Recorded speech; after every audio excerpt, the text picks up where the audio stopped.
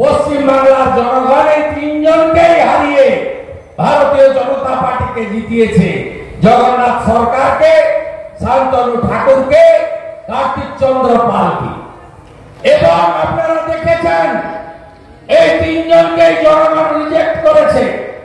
আজকে সেই রিজেক্টেড যিনি হয়েছেন গত 13ই মে নির্বাচনে, সেই লোককে আবার আপনাদের এখানে তৃণমূল কংগ্রেস প্রার্থী করেছে।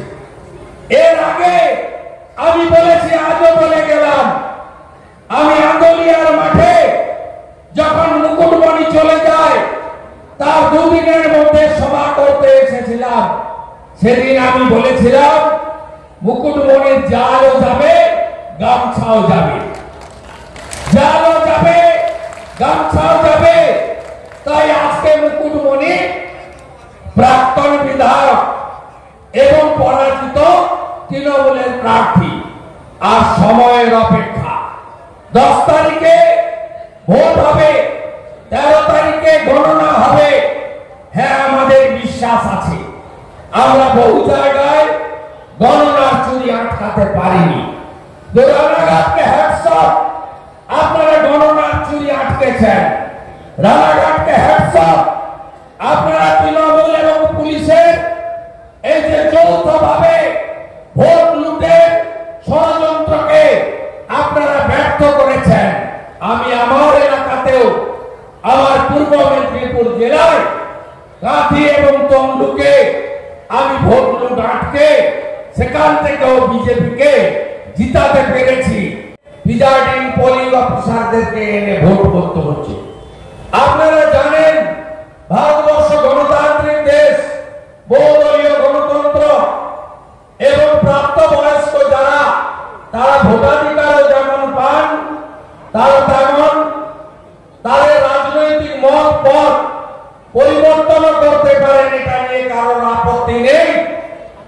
আমি তৃণমূল কংগ্রেস করেছি, আমি জাতীয়তাবাদী পরিবারের সদস্য। আমার পরিবারে লোক ব্রিটিশে জেলে 8 বছর ছিল।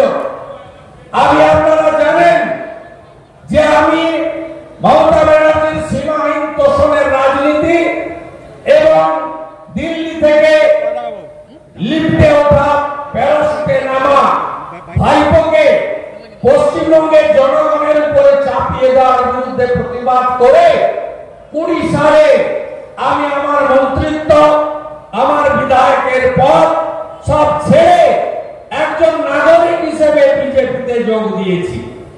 এই দোকান কাটা নির্লজ্জ মুকুটমণি অধিকারী, তিনি বিধায়ক থেকে যেদিনকে যোগদান করলেন টিকিট না পেয়ে, মামার বাড়ি আবদার, তাকে লোকসভায় টিকিট দিতে হবে।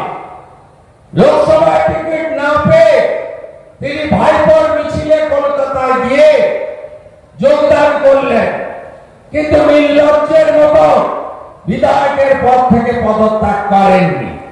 পরে আইনের গেরোয় আটকে যায়। এক দলের বিধায়ক হয়ে অন্য দল থেকে লোকসভায় লড়া যায় না। ঠেলায় না পড়লে বিড়াল গাছে ওঠে না। বাধ্য হয়ে পদত্যাগ করে 3 জন প্রার্থী হলেন, মুকুটমণি অধিকারী, বিশ্বজিৎ দাস আর কৃষ্ণ কল্যাণী। আপনারা